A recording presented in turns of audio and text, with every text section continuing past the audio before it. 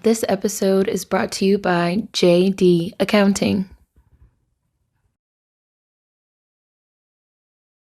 Monica. Hi. So, I always want to say your name, Monica. It's okay. Because I was saying I used to work somewhere with a girl named Monica, and that's what they used to say it. Monica, Miss Monica. So you brought up last names. Yes. So we can go ahead and start there, because I've actually, like I was telling you, I had that written down as a idea, because a lot of people have talked about this on YouTube in the comments and stuff, this concept of like Black people, like Black Americans, keeping slave last names. So we can start there. What do you think about that? So as I said earlier, I will not be saying my last name, but it is of Scottish descent. Okay. And people always ask me when they hear it, they're like, oh, where is that from? And I think it was probably about high school when I actually decided to like Google it and look into where it's from. And I found out that it is in fact Scottish. And I was like, very sure that nobody in my family is from Scotland. Right. But I actually recently spoke to my grandmother a few weeks ago to try to get some back history about my family, because she's my only living grandparent. And she basically told me that, as you know, I am a descendant of American chattel slavery. Either her grandmother or her great-grandmother was a slave. And she says on her father's side, they came from West Africa. And then she assumes she needs to ask because she's not sure that her mother's side came from the Caribbeans here. So as far as I'm concerned, on my grandmother's side, both of her parents are descendants of slaves as well. I'm not sure about my mother's side. She was adopted. Okay. So it's just very odd. Yeah. So what do you think about, so I remember when someone had left the comment that they left on the channel was like, what do you think about Black Americans keeping like quote unquote slave last names? Should we like change them, or should we just like how do you feel about that? Do you feel like it's a slave last name? It's one of those things where I really like my last name. I think it's unique. I've actually been told by people, there's famous people or famous philosophers with your last name. So obviously, I'm pretty sure relation to that. But I'm not ashamed of my last name. And I know you've had obviously conversations about this before, where you've talked about, well, we're descendants of slaves. Like, that's it. Like, there's nothing to be upset about. I mean, I'm here because they survived. Right. So, and who knows? I mean, I know there's a lot of different ways that slaves or freemen got their last names. They either inherited it from their slave master, or they just picked one because they liked it and, well, I need a last name to be official. So who knows really how I even got my last name. Right. But I like it even to the point where I'm like, I want to hyphenate. I'm keeping my last name. I'm not taking your last name. I'm keeping mine. Yours. And I'm passing it on to my kids if I have them. Yes. That's cool. I also have a Scottish last name. Oh. I'm also not gonna say it. My last name is also quite distinct. Like, I've never even met another person with my last name. Neither have I. I've had variations of it, but never. Yeah, I've heard like some variations of it, but not the exact last name. And yeah, it's definitely like a white, most likely a slave owner's last name, which is also really interesting to me when we start getting to all these conversations about like Irish people were slaves and like Scottish people were slaves, like as if Irish people in Scots were not slave owners. Like this whole concept of like, they're definitely Scottish, so exactly who did it? That's like this whole concept of like working towards whiteness. Which there's actually a whole book written on it, which I believe is called Working Towards Whiteness, which it talks a lot about how like Irishmen and like Scots in particular, how they were sort of initially seen as like less than, it was kind of like, nigger, no niggers, no Irish, no Mexicans, no dogs, no women, like can't come in here. But how ultimately they sort of worked their way up towards whiteness through participating in anti-Black racism and through participating in American chattel slavery and being able to become slave owners. And I've actually watched like a ton of like specials on like Irish and like Scottish slave owners. So it's just like very interesting, even when I see that type of like pushback, like knowing what my last name is and like knowing a little bit more of the history behind it. But I also like my last name. I don't feel, everybody knows this, I don't feel ashamed of being a descendant of American chattel slavery. Same thing, I feel like we came from survivors, and it's something to be proud of. And if there was any shame, it's not our shame. Like, it is the shame of those white slave owners, those Irish and Scottish slave owners that gave us these names. And I just do think it's really interesting to see people that are kind of like, you know, oh, these are our slave names, and we shouldn't keep them, or we shouldn't, like almost like they're not ours, you know, like they're not. And I even feel like that's part of like this larger conversation of like, they are not our last names, and this is not our country, and we don't belong here. And it's like, what is the alternative? You want me to just like pick some Nigerian last name and like take that on like Rachel Dolezal? And they wouldn't like that either. They wouldn't like it either. I feel like it's, again, like you've been reiterating throughout this whole time, and we have a very unique experience. I don't feel why I should be ashamed.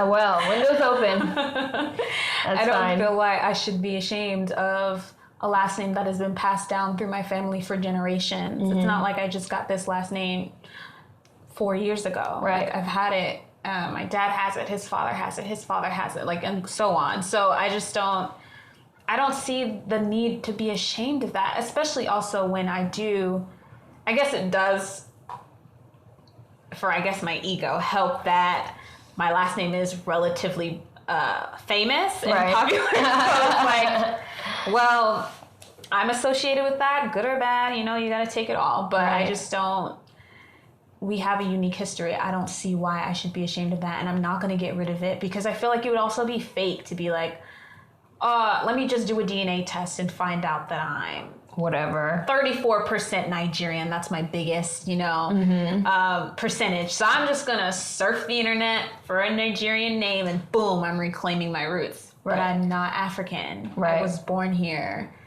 My parents were born here.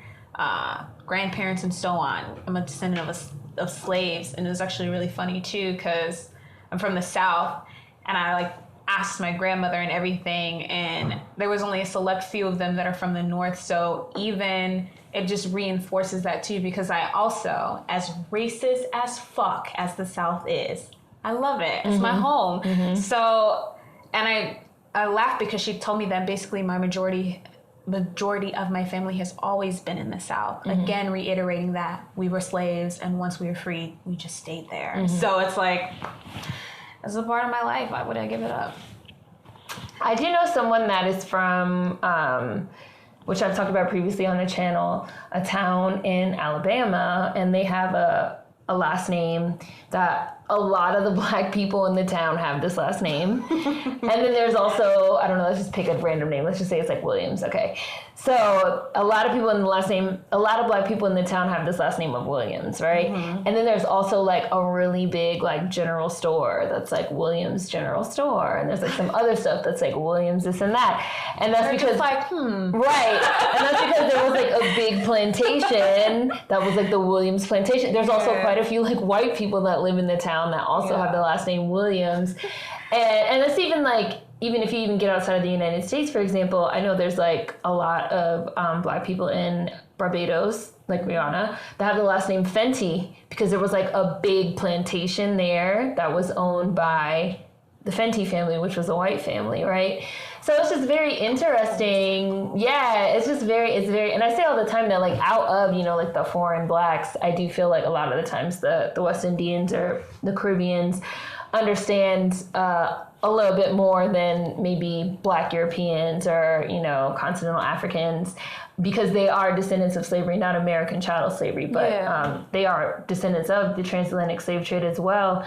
And so I will say that, like, now I never experienced anything like that personally, but there has to be some type of like, I will say like probably a little bit of dissonance there of like, you go into the Williams General Store, but I don't know. know. Like, maybe that's everywhere in America. And you just, like, know. Like, oh, I just know that, like, I think slave owners, like, run this shit. But I don't know. Yeah, but also for me, I think it's very funny because I like to be a little shit and stick it to white people by obviously bringing it up all the time. I've actually been to businesses with my last name, and I'm like, oh, look, my last name's on the building. And they're like, and I'm like, again, want to know how I got it? Like, it's just a constant reminder of, like, even though you guys constantly try to forget what happened here, we're all living reminders. And you know why? Because our last names aren't ours. Right. You look up the origin of our last names and they're of European descent. Right. How did we get here? I don't have an issue with my name. I like my name. I appreciate it. I do agree that it serves as a reminder. And I have seen what you said of people, like, they fucking do the DNA test and they see, like, oh yeah, like 30% Nigerian, whatever. And then they just, like, they're, like, gone with, like, I'm Nigerian.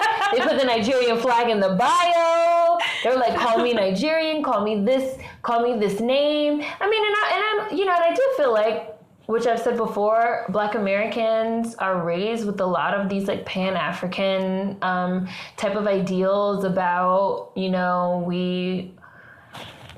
we are really from Africa, or that we don't belong here, or that, we're all African. And it is, like, even when you sort of start feeling like, well, I want to maybe resist this a little bit. I want to, like, reconcile who I am as an American, it's almost like, especially nowadays, it's almost like there's, like, a taboo around saying, like, I'm an American, or, like, even saying, like, I'm a proud American. Like, I'm not proud of, like, the president. I'm not proud of, like, of our fuck shit. Right, like, I'm not proud of our fuck shit.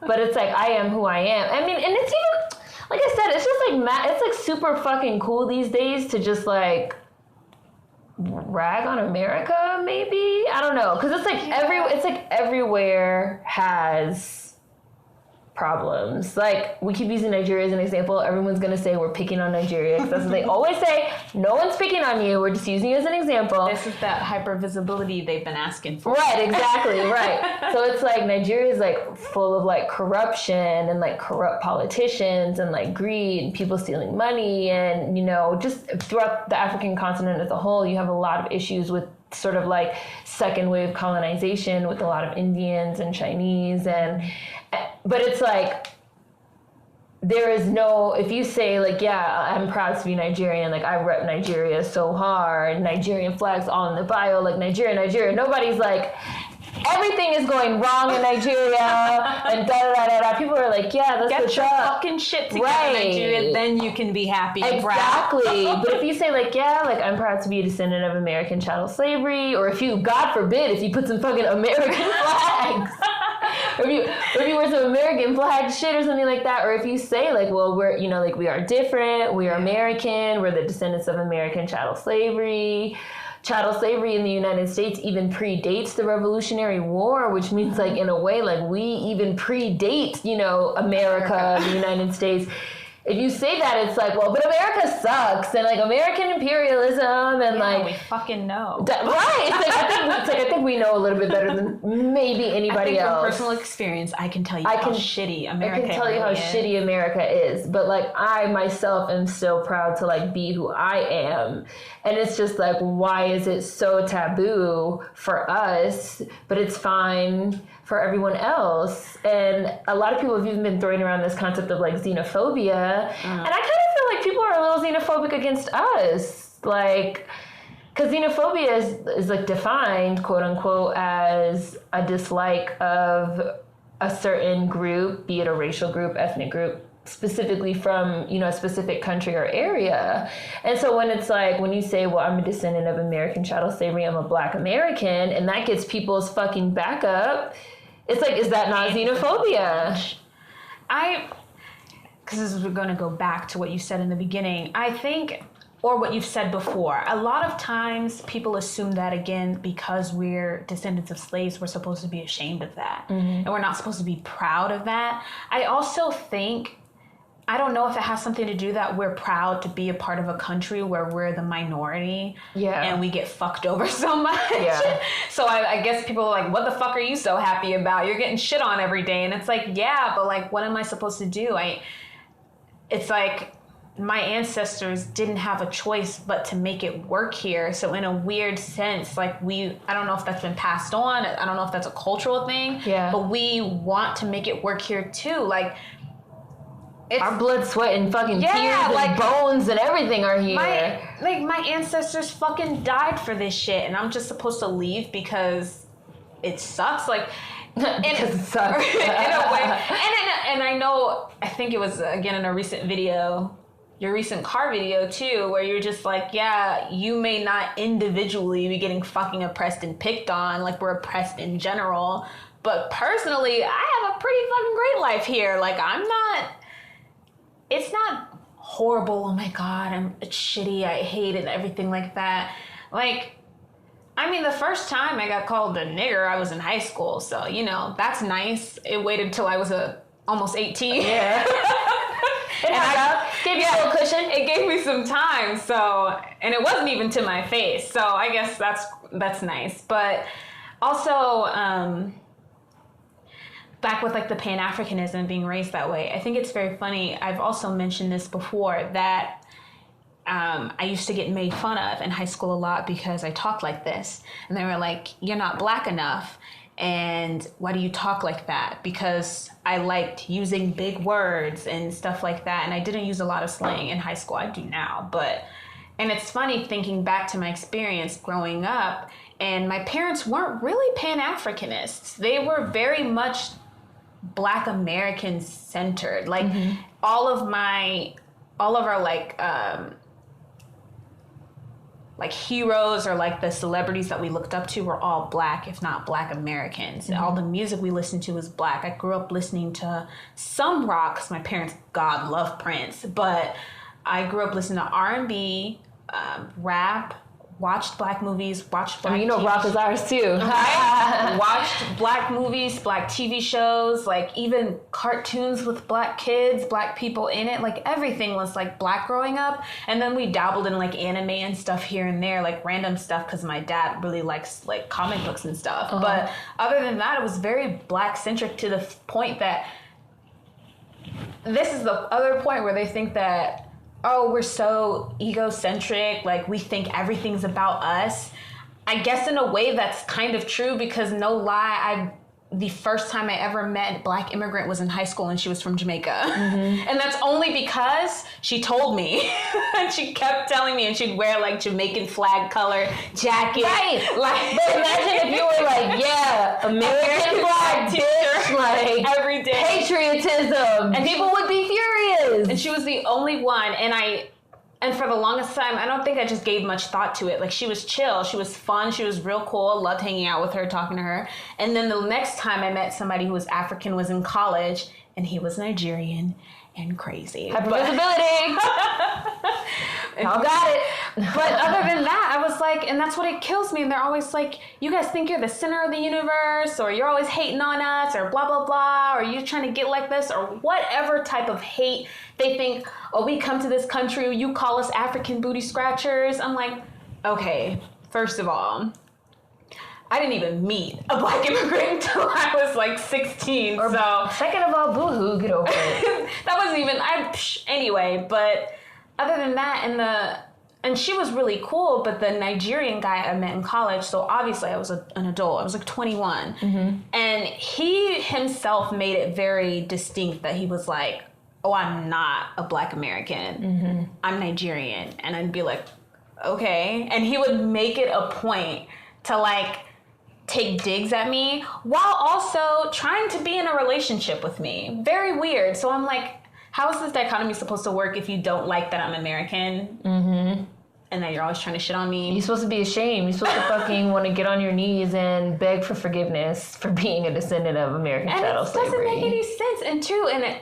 And I don't think any Black American walks around and is like, yeah, fuck yeah, America. Like, none of us really do that. And like, maybe a select few, but not as a collective. But it's like every African or Caribbean immigrant I've ever met has always made it a point to separate themselves from me. And this is what I'm saying when I say too that for us it's like it's almost a taboo, because like we know that America is like some trash. Like we know. So it's almost like a taboo for us that we don't just be like, yeah, America, like woo rah rah, but like for everybody else, it's fine. It's right, like it's fine. It's appropriate. They can do it, and they can even like go the extra step of attempting to like rub it in our faces even that we are American and that they are not American and that they're from this country or that country. And there's also like getting back to the idea even of like dissonance. It's like a weird fucking disconnect, because it's like, but you're here.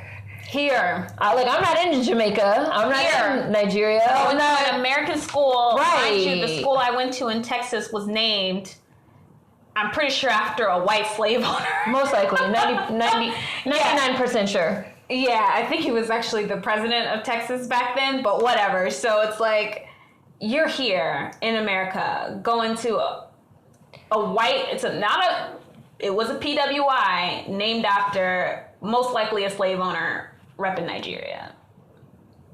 But you hear my house trying to rearrange the furniture. That's what I keep saying. That's how I really keep thinking about it. And then making it a point to everyone that like calls him black, like, no, I'm not black, I'm Nigerian. Yeah. And I'm like, all right, cool. And then every time like, oh, you Americans this and that. And I'm like, and it wouldn't even be like, oh, I'm talking about, I swear, I would never even ask about Nigeria, because I guess, like you say, we come from the mindset, it's like, well, when we see a black person, we just assume you're black. Right, I was just about to say, even like for DACS, I feel like we even find that to be so confusing when they be like, no, I'm not black, I'm this. And you'd be like, what? What are you talking about? But then it's because they associate, you know, black or blackness, whatever, with being black American. So when you say that, and they say, no, I'm not black, I'm from, you know, wherever they say nationality or ethnicity or something like that, it's confusing, because to us it's like, well, black is black is black is black is black is black is black. I don't know. And then they're like, no. The nationality is this, and the ethnicity is this, and the this is this, and the that is that. And then for us, when we be like, okay, cool then, if that's the way that it is. So we are black Americans. We're descendants of American chattel slavery, and you are y'all, and we have our culture, and you have yours. And then that's the problem. We're different. We're different. It's like we really can't win for losing. And I really just maintain that it's because, again, it's like it's taboo for us to be American. It's taboo for us to talk about it. It's taboo for us to not be ashamed of being descendants of American chattel slavery. It's taboo for us to want to claim our culture. And I also feel like there's this really popular narrative of a black identity as a sort of black American or, DACS. Identity is maybe not the right word, but experience. So you have people that, kind of like how you said that the way you talk, so people were like, you're not talking black or, acting black or, So there's this idea of a certain type of black American experience as being this like gateway to a black identity. And so I think you also have a lot of black immigrants and children of immigrants, foreign blacks that come here and they want to sort of put on this culture, put on this identity, have this experience as their sort of gateway into a black identity. And I even feel like that's even has like some historical precedence of, you had a lot of African leaders and activists that have said, we saw the Black Power movement that was going on in Harlem in the 60s and 70s, and we saw them wearing their natural hair, and we saw them with their Black Power fists, and that inspired us to take control of our black identity over here in Africa, or, that inspired us to want to, wear our hair natural, or that, just this idea of like, it's like monkey see, monkey do. It's like what black Americans do. It's true, like in terms of the hypervisibility. It's like what we do almost, it does become set this tone. Yes, it like sets the tone in terms of a black identity. And so I do think that that's also why we have all this confusion when we tell people, well, you're not a DACS. It's either something you are or you are not. Like it's a heritage, ethnicity, history, that they get offended. They feel that we're trying to say they're not black, or they feel like we're trying to say they don't have a Black identity because they already have their idea of a Black identity sort of like wrapped up in this like deep concept. It's wrapped around what our identity is. Yes. So I think a lot of what that, again, we were talking about the whole hypervisibility, but again, Black people here worked for that. And it's not like we asked. So I'm just trying to, I mean, obviously we have a very small Black population in the United States. There's larger Black populations all over the world. But I'm guessing because of like just America's hypervisibility in general. It's a superpower. Amplified ours. Yeah. So, and then also Black people in America were just really innovative and fucking creative. So a lot of the stuff we had to be. Yeah, we creating shit and starting trends. So obviously that snowballed into a lot of different things. And even with the activism, we were doing that shit from the beginning here. So because we had to. Yeah. Because we were this small minority. So it's like choice. It's we had to. And also, I know this is a side tangent, how it's like how they'll try their best to separate themselves from Americans, but you left your country to come here. Our ancestors didn't have that opportunities. Option. Yeah, we had to fucking make it work here, and we still do it. Like, we continue to do it. So it's just very weird in that aspect as well. And also, I forgot my point. Nope, it happens. Well, it'll come to you. Yeah, go ahead. I wanted to say there's also been, in terms of that, I wrote an essay about this really recently. It just went up. That they were talking a lot about pushing for ethnic recognition on the census of descendants of American chattel slavery.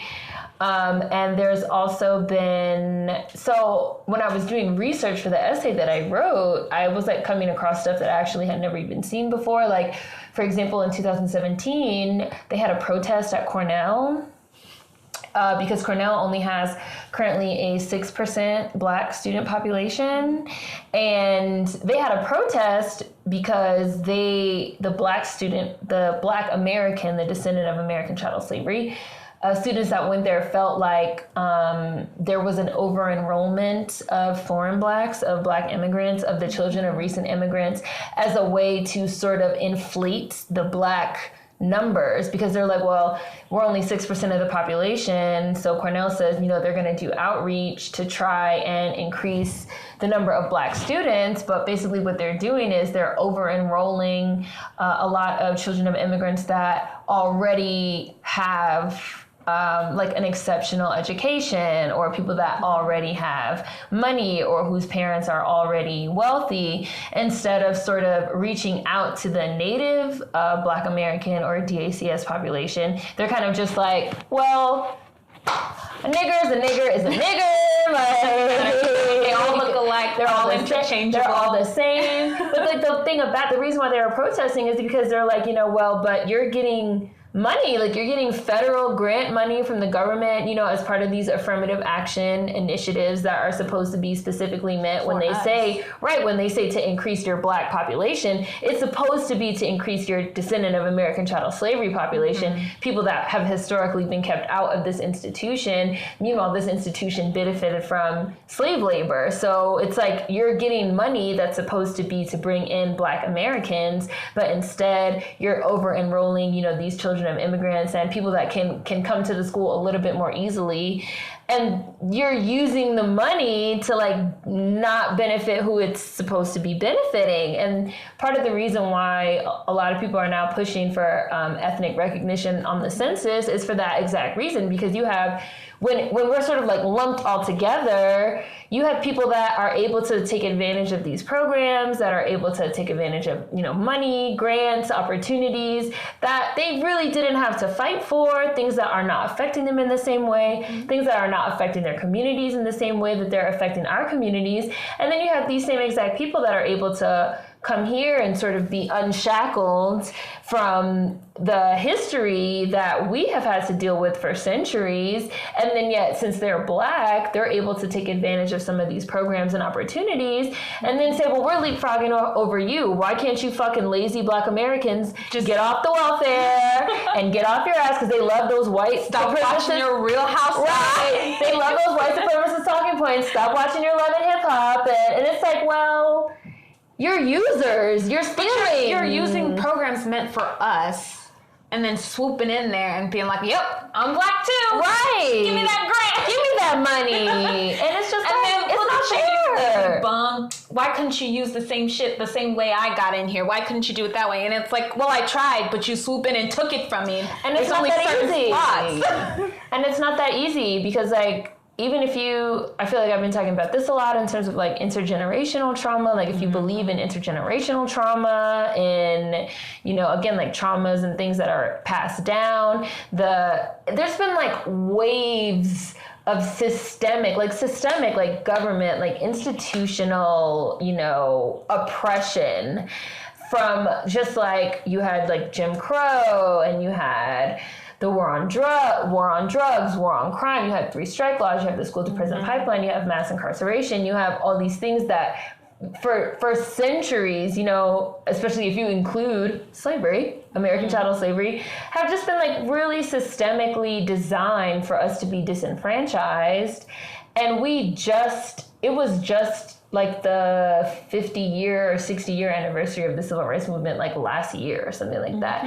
So it's like, it's only been 50 or 60 years that a lot of these programs, talking just in terms of like programs and federal grants and money and aid, have even been in existence. And you already have what basically amounts to like waves of people that didn't have to go through any of what we went through for centuries, that don't even know, that feel like they have the rights. The entitlement. They have the rights to be like, no, that's mine. I don't give a fuck that I didn't have to fucking climb out the hole like you. I'm fucking taking it anyway. And it's also, it goes down to, and of course this has been reiterated multiple times, it's just lack of respect. We don't have the right to gatekeep our culture and our shit that you do. But we're all black when you want something. But when it's convenient. When it's convenient. But I'm not allowed to get in touch with a specific country in African, say if I wanted to be, or again, Nigeria. What did Raven say? You from every continent in Africa. Every continent in Africa. I'm from every continent in Africa. In Europe. And every continent in Europe.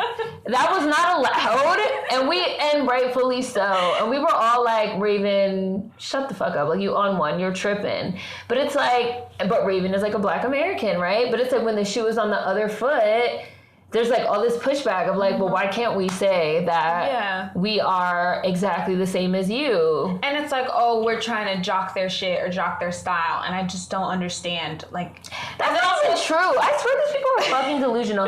No, seriously. Just like you were just saying, you didn't even meet, you know, a black immigrant or a foreign black whatever until you were in high school. I did not meet, like, I was born and raised in Washington, D.C., which was like 95% black at this like moment, at that moment in time. Not now, but at that moment in time. And I didn't meet a non-descendant of American chattel slavery until I was in high school, and he was also Jamaican. Wow.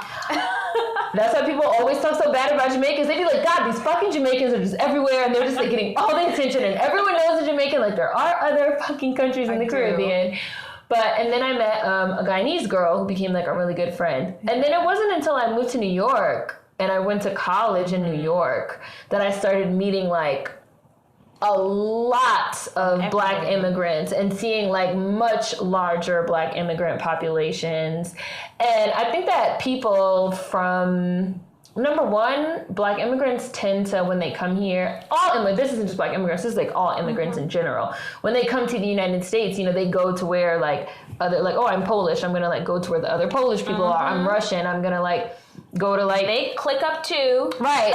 They like, everybody's like, well, I'm gonna go to where my little group is. And so I feel like you have black immigrants that come here and they do the same thing. So they might move to somewhere in New York, obviously, or, you know, wherever, where there's like a large immigrant population like them. And then they get a work perspective, because I've seen people be like, I don't understand what's the big deal. There's more black immigrants in the United States than descendants of American chattel slavery. And I was like, who said that?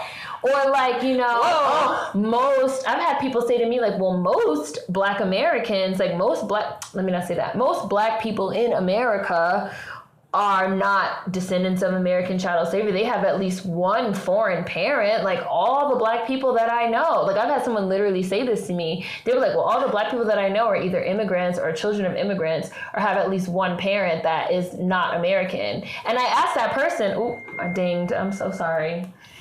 Sorry. And I asked that person, I was like, well, where are you from? And they were like, New York. And I was like, well, of course you're from New York.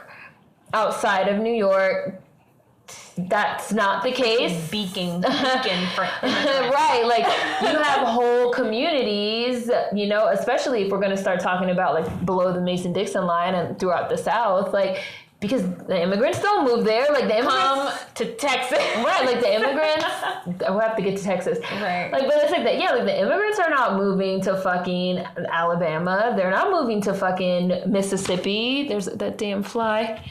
They're not moving to Alabama. They're not moving to Mississippi. They're not moving to fucking, you know, all these places in the South that still have a sizable, you know, descendant of American chattel slavery population. And it's just like, people really have a warped perspective. And it's just like, no, like, most of us being descendants of American chattel slavery, for the most part, we do grow up in cities, in towns, in places where there aren't a lot of black immigrants for the most part. And where we might not know any black immigrants until we get to a certain age and we get older. And we don't know anything about them. We don't know anything about their food. We don't know anything about their music. I see people all the time bringing up Afrobeats. If I see the word Afrobeats one more time, I'm like, listen, your average descendant of American chattel slavery does not know what that shit is. Like, and does not know. Like, we don't know what type of food you eat. I didn't eat a fucking mango or a plantain until well into adulthood, and I don't like them. Like, I don't like them. I didn't grow up eating them. I feel like they're an acquired taste. Like, you said that the only reason certain black people would be able to eat those is if they grew up in areas around, like, black immigrants or Hispanics, and my mom grew up in Florida. Exactly. That's why if you grew up in Florida, if you grew up in Florida, New York, or California, you have a warped perspective. Like, you have a warped perspective because you were growing up around just a lot of immigrants and a lot of Latinx people as well. Like, especially in places like Florida and California. Especially in places like Florida, because they have, like, a really huge influence just on the culture in general. And there's also a lot of Haitians in South Florida. Obviously, there's a lot of Cubans in South Florida. There's a lot of, well, there was previously a lot more, I would say, descendants of American chattel slavery in Florida. And a lot of them are slowly being pushed out. Like, I used to live in Miami, and a big thing in Miami nowadays is that it is super difficult to get a job if you are not bilingual and you don't speak Spanish. Like, it's hard. Like, it's really hard to get a job. And it's just like, most of us don't speak Spanish. Like, we don't speak Spanish, and it's not like Spanish is super fucking taught in the schools to the point where anybody is, like, fluent. Yeah. And we could even get more into, like, the school system and the way that the systemic, again, disenfranchisement and again, of the only Black reason Americans that in school, I'm working on learning Spanish now is because I grew up in the South, and I still currently live in the South, and I know how important it is to be able to do that. I still want to travel abroad, right? And I don't want to bring a translator with me. But it's also very true too. It's like, and it's also, there are a few Black people who do pick up Spanish and learn Spanish along the way, depending on where you live. But it's like, as Black Americans, like, we were forced to learn English, and that's it. So it's like, there's never really any, like, nudging or urge to learn any other language, because it's like, you speak English and that's it. And then even then, it's like, we still tried to make our own vernacular within the English language, and then we still get fucking chastised for that. So it's like, I don't even know how it would be received if we spoke another language. Just for it to get picked up and turned into, like, internet lingo or whatever anyway. And I don't know, I'm really, like, weird. I'm really getting to the point of feeling weird about, because I've even heard people say, like, well, everyone should just learn Spanish because there's just, like, so many Latinx people and, like, so many, like, Hispanic immigrants that we should just all learn Spanish. And, like, I get that on the one hand. Like, okay, like, fine, it makes sense. It would probably even be, like, reasonable for America to become, like, a bilingual country where everybody speaks, like, Spanish or whatever. But at the same time, I also feel like, number one, let's not forget that Spanish is also a colonizer's language, right? Like, people even speak Spanish. The reason why we even have Hispanic as an ethnicity, which I know a lot of people are against being called Hispanic for this reason. The reason why we even have Hispanic as an ethnicity was because Spain, which is in Europe, went around conquering places and teaching people the language, taking their indigenous language away, and then also teaching them Catholicism or Christianity, teaching them about white Jesus and all that stuff. So like that's why that we can like go ahead and start there in the sense of like Spanish is a colonizer's language, English is a colonizer's language, Portuguese is a colonizer's language, Dutch, like all the French, like all these languages are colonizer languages. So I even feel like, what the fuck is even this sentiment that like English is the only colonizer's language? Because like that is not even true. And I also feel like there's really this push, and again, getting back into things that it's like taboo to say, but there's really this push of just like, America is a country of immigrants, and like immigrants make America great, and like we should just all get on board and just like yes, like and learn Spanish and like da da da da da. And it's like nothing against fucking Spanish immigrants. However, this whole rhetoric, which I've said before, of like immigrants make America great, da da da da da, is like white colonizer rhetoric. It's like manifest destiny. It's like we, the original colonizers, we, the original white colonizers, came to this place where people were already living, mind you, and we fucking killed all of them, and we took their language away, and we took everything away, and we basically claimed this country for ourselves, and we created this narrative of that this was just an empty space, that we were destined. That's manifest destiny. They tried to enslave them first, right? But their diseases fucking killed them all. Small so they're like, fuck it, just kill them all, and then the rest that are left over, just shove them onto reservations. Right. Andrew Jackson. Arizona is a big population of Native Americans, so we have a lot of reservations here. Right. So it's very weird how they were spread all the way across America and how they ended up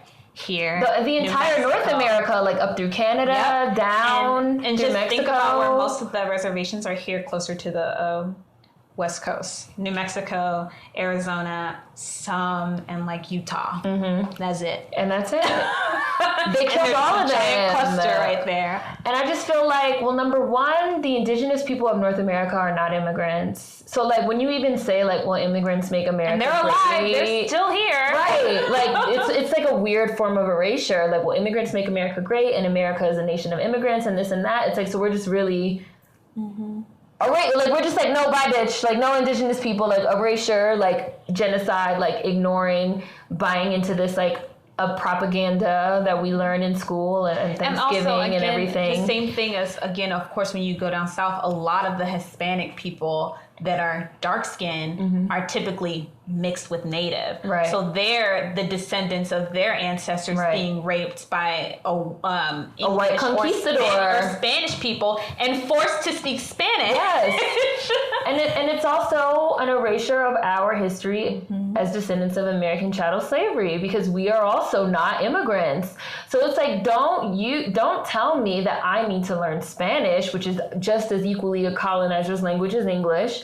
Don't tell me that I need to learn Spanish because America is a nation of immigrants and immigrants make America great, and there's like so many Spanish people that I have to get with it or get ran over. Because I'm like really just I'm super resistant to that idea. I'm like really resistant to that idea. And even in South Florida, like I said, in Miami, it's getting to be an issue that if you are not bilingual and if you can't speak Spanish, it's very difficult to get a job. But it's like, even in fucking Miami, if you go down to the Florida Keys, that was like indigenous land. Like, I went to the Keys, I took a tour of the Keys, and it's like, during the tour, you learn that they fucking literally came and they killed everyone, and they called it Bone Island or Bone Cay, which became the Keys, that like over time became like Keys, like the Florida Keys. So even the fact of why, and it was called Bone Island or Bone Cay because they killed all the indigenous people and they like left all their bodies and like the bones, like the piles of bones. And so, and they used to have like a very substantial indigenous population in South Florida. The first free black town, St. Augustine, was also in South Florida and also got wiped out. And so it's like, we're talking about, again, free blacks, descendants of American chattel slavery, and indigenous groups the Florida Keys, Bone Island, Bone Cay, that literally got wiped out by Spanish conquistadors. And now you're going to tell me if I don't speak Spanish, I can't get a job? Like, is there not something fucking sick? Is there not, like, something fucking sick there? That I'm just like, hold up. Like, I was already forced to learn this language, and now you kicked me out of a place. I was brought here against my own will, survived, you know, through the generations, forced to learn this language and learn it very well, because you couldn't get a job if you didn't speak it well either. And now you're telling me, oh, actually, a few hundred years later, you need to learn this other language too. Other fucking European, like, language. Like, I've even heard people say, and I feel like this is a really interesting concept that I sort of agree with, that's also taboo to say. I've even heard people say that, like, the way that we think of, like, Spanish, Hispanic, Latinx is basically, like, what you were saying. It's, like, made up. It's, like, a made up.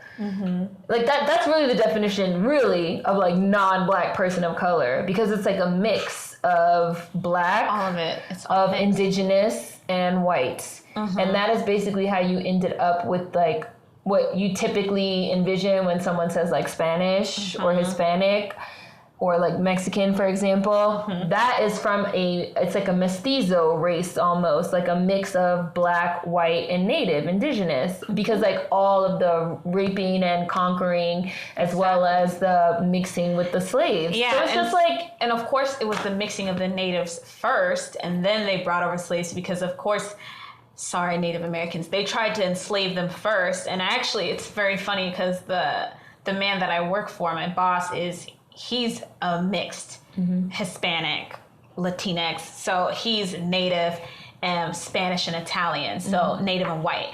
So, and he loves talking about history, and he's from Central America. So he'll talk about the history there. And it's just very interesting because it's like, he says, a lot of the Native Americans, they couldn't survive. They were either killed themselves, or died from diseases. Right. And they tried to enslave them, but it didn't work because apparently in a lot of ways they weren't strong enough, or they were literally kill themselves. They would rather die, which is why they brought over the black immigrants or Africans. So, and then of course that mixing happened they were not immigrants. The mixing they were forcibly brought here. And he also makes a very good distinction where he was like, well, white people or people from, oh Lord. Oh, the mic came off. Should we just clip it back? Okay, sorry. That's fine. How people who came from like England and everything came over here with their wives to start a new life and everything, but how the Spanish conquistadors came here just to basically pillage the land, reap it from all the minerals and gold they could find, and then go back to Spain, even though they held obviously the territory for hundreds of years. And then while they were there, since they didn't bring wives, took much pleasure in pillaging and raping all of the slaves and all of the natives there. That's why you get the whole mix-up of oh, you're Latino or Latinx and stuff like that. And it was like all because of hundreds of years of forcing these women or men to have these kids. Right. So it's like... And even based around what you just said, is that not the same... You just said it point blank, period. Like, they came here to rape and pillage and get as much as they could and go back home. But, like, is that not the same as so much of the mindset of the fucking immigrants, especially the black immigrants that we have coming over here now? Except they just neaten it up, they clean it up, they say it in a nicer way, in a nice, pretty package of, well, I came here, you know, to take advantage of the opportunities and to just make as much money as I can. Capitalism!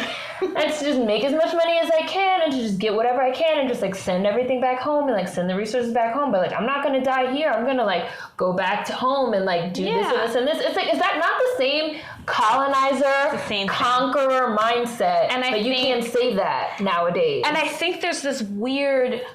I don't know what America has, like this weird pull, trance, I don't know what you want to call it, but it's like all immigrants have that mindset. Like manifest destiny. I don't know. Yeah, I don't know what God wants, like it is our destiny. Manifest destiny, like God wants us. Also, it's to like, go do it. Fuck everything up in America. And it's also like this weird concept where it's like how American has this like unlimited bountiful resources, and it's like we're gonna come over here and we're gonna take what the fuck we can get, and then once we're satisfied, then we're gonna bounce. And then it's like And when you say, well, I live here and I'm from here and I was born and raised here, and so my I whole should get family, fucking precedent. and my whole family is from here, and there is a limited amount of resources. It is not motherfucking unlimited at all, especially now in the late stage capitalism, this late in the game, the wealth and inequality and the disparity, and again, just a severe lack of resources, and we run out of fossil fuels in the environment. Like I could just go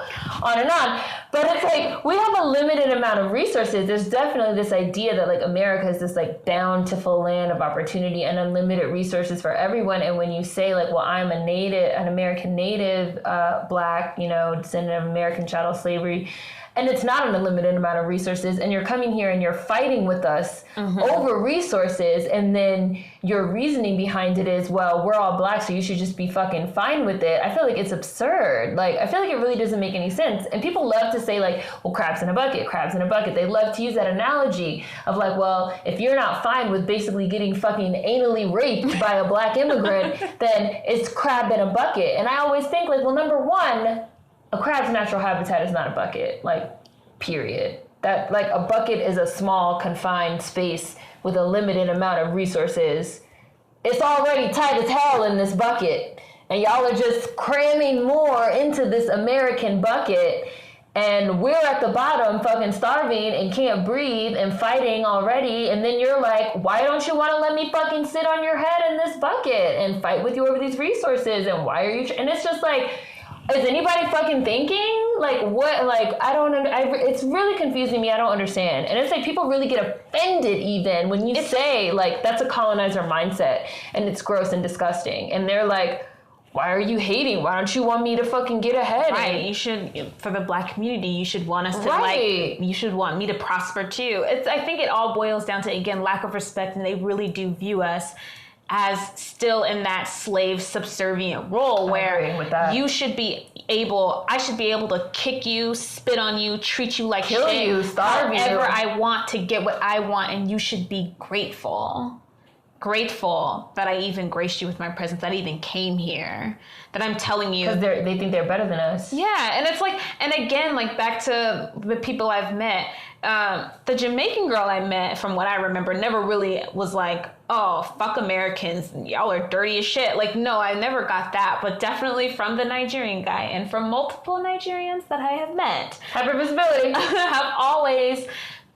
made it a point to lead with being Nigerian and lead with, I'm not a black American, I'm different from you.